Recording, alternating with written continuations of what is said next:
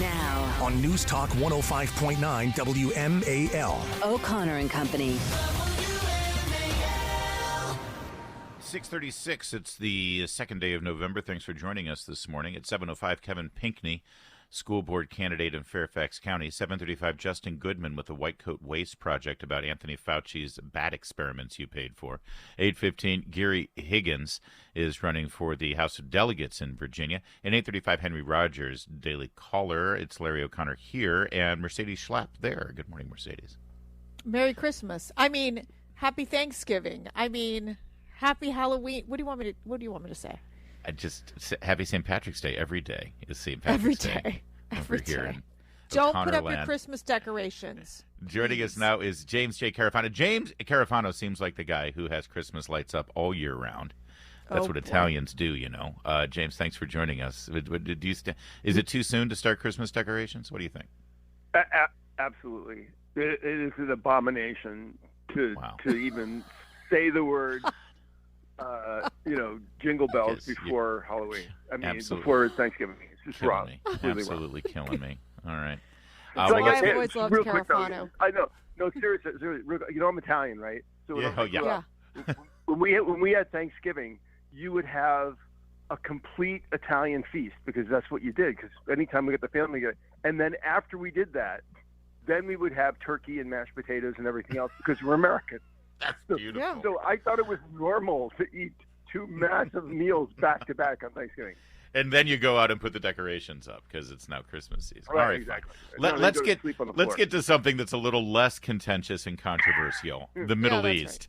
Well, first of all, the Biden administration is rightly being questioned, if not outright ridiculed, for this tone-deaf announcement that they want to start a new executive-level counter-Islamophobia center. Because I'm sorry, Hamas just attacked innocent Jews in Israel and slaughtered them, and our response is we've got to make sure that there's no hate against. And by the way, we don't want any hate. But what about the anti-Semitism, James? So look, of course they can do this because they start out with below zero credibility. Remember, they did an anti-Semitism report in which half the people on this were anti-Semitic, including CARE, which is basically an organization that's provided material support to terrorism. So there is no credibility there, and they did that for the simple reason is they were trying to not lose as many Jewish votes as possible, and so now they've seen this kind of outrage. Oh my God, they are in complete election mode, even as they're dealing with two wars and China and everything else. It's all about how can we get sleepy Joe Biden reelected. That's interesting. You're right, and you would think they would try to attract both the Jewish vote and the Muslim vote, but what's happening is their coalition is falling apart. But I do want to ask you a question. We saw FBI Director Christopher Wray bring up this issue that we are really at a dangerous level right now when it comes to potential terrorist threats here in the United States. What did you make of his basically his testimony over in the Congressional Committee this week? Well, and it was the headline that nobody ran, Right. which is that we were completely gaslighted for 2 years. And I'm somebody that's worked on Homeland Security for decades. I was on the Homeland Security Advisory Council until Mayorkas fired all of us. They came in since day one, and they said the number one terrorist threat in the United States is right-wing extremism. Yeah. That was a lie. They knew that was a lie. There was no evidence for that. Today, 64% of the hate crimes are against Jews, which are like 3% of the U.S. population. We have we have less security today than we do on 9/11. They have completely dismantled, distracted, or diverted every instrument of Homeland Security, including, I don't know if you saw this most recent story, where they took people off the human trafficking task force and sent them to the border to make sandwiches for illegal aliens. Yeah. So Wow. Ray basically admitted in his testimony, everything we've told you about the terrorist threat in the United States is a lie, and the reality is we are completely unprepared to deal with that.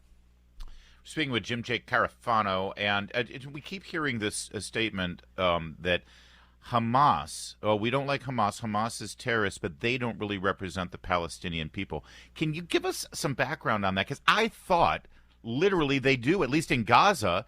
what was it, 15, 16 years ago, the people of Gaza basically got autonomy. It's like home rule here in D.C. They were allowed to elect their own leaders, their own government, totally separate from the Israeli government, and they literally elected Hamas and has kept Hamas in place. Isn't that? Don't they literally actually do represent the Palestinian people? Well, and you have to remember, Hamas really built up its reputation, not just among the Palestinian people, but also with Western supporters who provide all this humanitarian aid by saying, well, okay, there are some armed Hamas people, we get that, but there's a political wing, and the political wing is involved in politics, and we also do all these humanitarian services we provide, aid and everything else. And this is the ploy that extremist terrorist groups have used to walk into power in their own people and to get international support.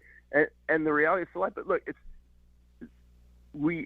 today in Afghanistan, remember the country that was overrun by the Taliban, we are sending bucket loads of foreign money into Afghanistan today that we have no idea where it goes. And it absolutely is empowering the Taliban regime. So what's going on with Hamas is this is just Tuesday in foreign policy. Yeah. And look, we can argue all day long between the Chinese people and the Communist Party and Hamas and the Palestinians, but the reality is you got to deal with the problem right in your face. Yeah. And right now, this is an armed state that is interested in the destruction of Israel. And I remind everybody, this is really important.